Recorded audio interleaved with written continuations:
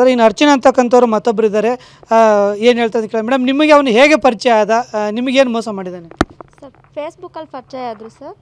ಅದು ಎಮರ್ಜೆನ್ಸಿ ಇದೆ ಅಂತ, ಆಕ್ಸಿಡೆಂಟ್ ಆಗಿದೆ ಅಂತ ಅಮೌಂಟ್ ಕೇಳ್ದ. ಅಮೌಂಟ್ ಇರಲಿಲ್ಲ, ಗೋಲ್ಡ್ ಅರ್ಜೆಂಟಾಗಿ ಕೊಡು ಅಂತ ಇಸ್ಕೊಂಡು ಹೋದ ಸರ್. ಮತ್ತೆ ಕೇಳಿದಾಗ ಬೈತಾ ಇದ್ದ. ಅದಕ್ಕೆ ನಾನು ಬೇರೆ ಥರ ನಿಮಗೆ ಸೋಷಿಯಲ್ ಮೀಡಿಯಾ ಅಂದರೆ ಫೇಸ್ಬುಕ್ ಮೂಲಕ ನಿಮ್ಗೆ ಪರಿಚಯ ಆಗಿದ್ದಾನೆ. ಪರಿಚಯ ಆಗಿ ನೀವು ಅಕ್ಸೆಪ್ಟ್ ಮಾಡಿದ್ರೆ ಅವನ್ನ ಮಾತಾಡ್ತಾ ಇದ್ವಿ ಸರ್, ಕ್ಯಾಶುವಲಾಗಿ ಮಾತಾಡ್ತಾ ಇದ್ವಿ. ಅವನು ಫ್ರೆಂಡಾಗಿ ಒಂದು ವೀಕಲ್ಲೇ ಕೇಳಿದ್ದು ಸರ್.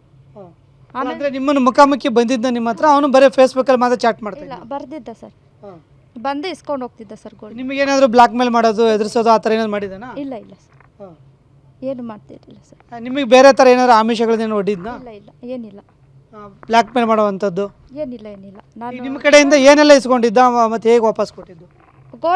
ಗೋಲ್ಡ್ ಇಸ್ಕೊಂಡಿದ್ದೆ ಸರ್, 45 ಗ್ರಾಮ್ಸ್ ಇಸ್ಕೊಂಡಿದ್ದ. ನಾನು ಈ ಥರ ಆ್ಯಕ್ಷನ್ ತೊಗೊಂಡ್ಮೇಲೆ ಅರ್ಧ ಕೊಟ್ಟಿದ್ದಾನೆ, ಇನ್ನೂ ಒಂದು ಬಾಕಿ ಇದೆ ಸರ್.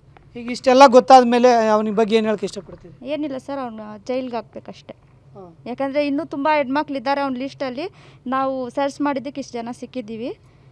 ಇನ್ನು ಅವ್ನು ಮತ್ತೆ ಬಿಡಬಾರ್ದು ಅವ್ನ ಆಚೆ ಅಷ್ಟೇ. ಥ್ಯಾಂಕ್ ಯು ಅಮ್ಮ.